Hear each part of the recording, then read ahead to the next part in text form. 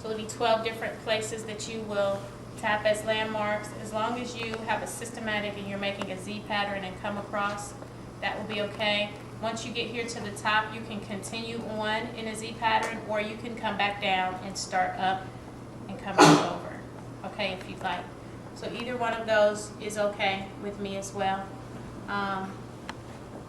So you want to percuss.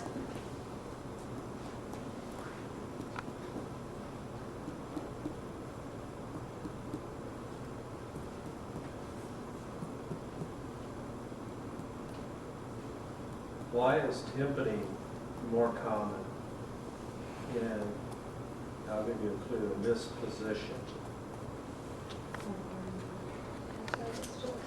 Yes. Yeah, air kind of goes to the top of your chest.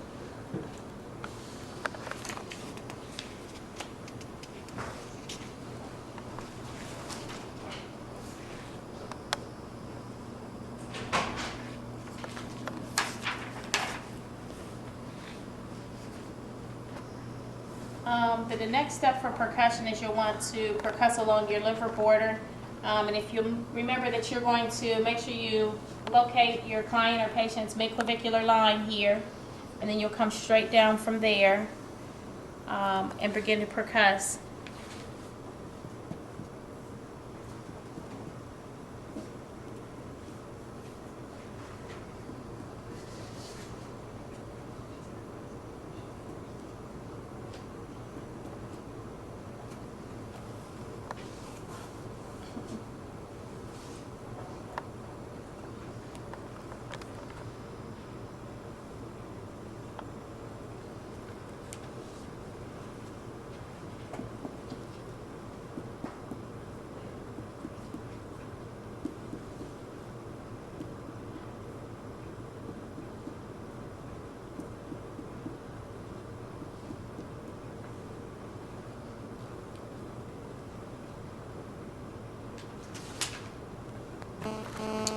And then you would measure and then just document your measurements in centimeters on your write-up as well.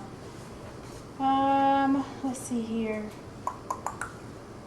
The next thing I would do, I'm going to, in terms of for percussion, I'm actually going to save to last, and that's right before I have him sit up, and that is because you will test for costovertebral tenderness, which you also can document if you want to use a nice bright abbreviation to wow me. CVA tenderness is what you're testing for when we do that, so we will save that for last, but I need to make sure if you do it that way, I would make sure that you don't forget. Somehow make a note for yourself as well. So then next thing, you can try two different things to move to palpation. What you can do is remember, if you want to palpate your patient's liver, you can try either the hook method or you can try the bimanual method to palpate. And so I'll place my left hand underneath his back here. I will catch the edge of his rib cage. Take a deep breath in.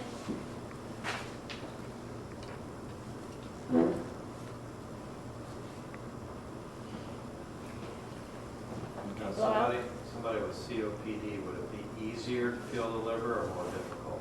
Most likely. And then take a deep breath in. Easier, yes. Because the lungs are hyperinflated and they're pushing the liver down, especially with a male. Okay, and blow out. And so, which organ should we not be able to palpate? Spleen. The spleen. Why not?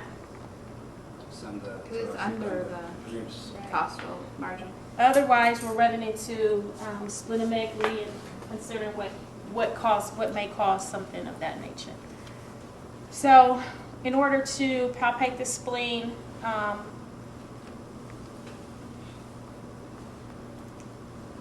you would expect to palpate the spleen in between the 9th and 11th rib. That's the location of it. And so when you actually, if you were to percuss the spleen, that's where you would hear your spleen, the dullness as well. The resonance change to dullness is what you're listening for. So resonance changing to dullness is what you hear for at that particular time. So otherwise, we'll start with light palpation here. And I'm looking at his face to see if we know any change or facial grimace, if there's any guarding as well.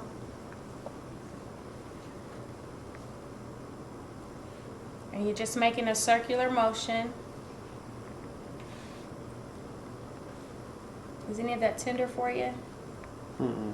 Okay. I know when Chris was palpating my lower right, Oh, you gotta area. be careful of that. That could be your appendix. yeah, it was Is a that little tender today at all? Uh-uh. Okay.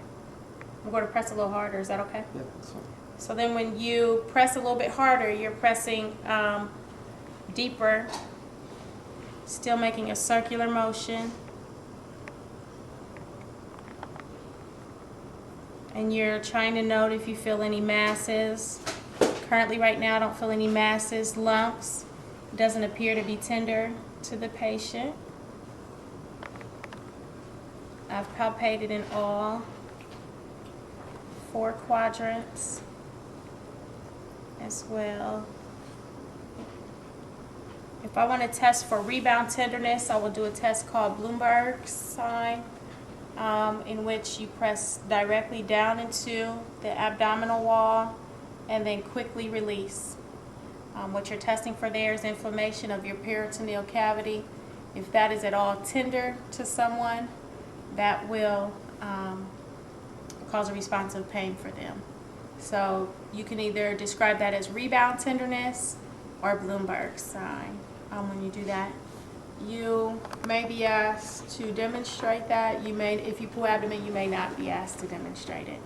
It just will depend as to how that works.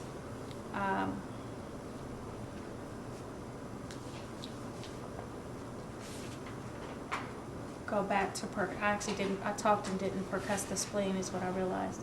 Which you guys may do. It may be you go back and realize you didn't actually percuss the spleen and listen for dullness. Now, is the spleen over the mid-axillary line or the anterior axillary line? Let's For me? Anybody answer that question? No, let's help the students. Anterior. Correct.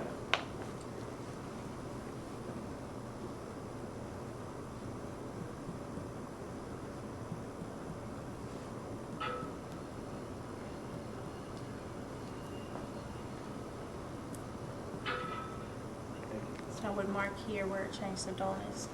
So it's still protected by the rib cage, non-palpable. If you could sit up and swing your legs to that side of the bed, Courtney.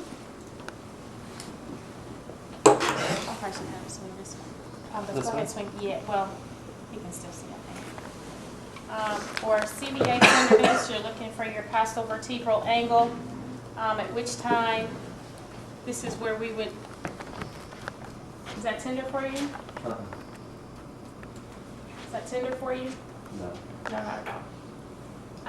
And so then that would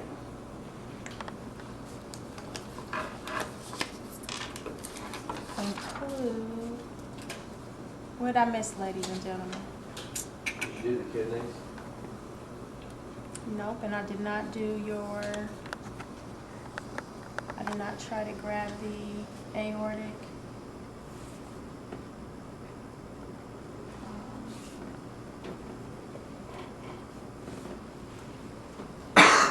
Everything else. I did not try to grab your aortic. Remember when, and I don't know if I did it in both labs, where we kind of tried to pinch. I said you would pinch that, try to see if you could pinch the abdomen for the aorta. Yeah. So if you lay back down, I'm sorry. All right.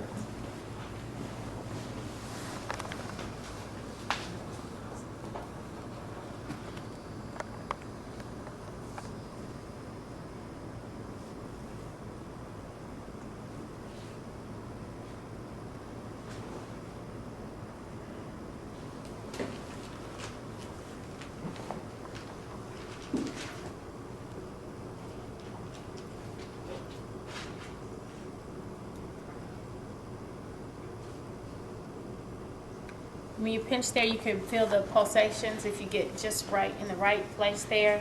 So if you locate visually where the pulsation is, that's where you should attempt to pinch.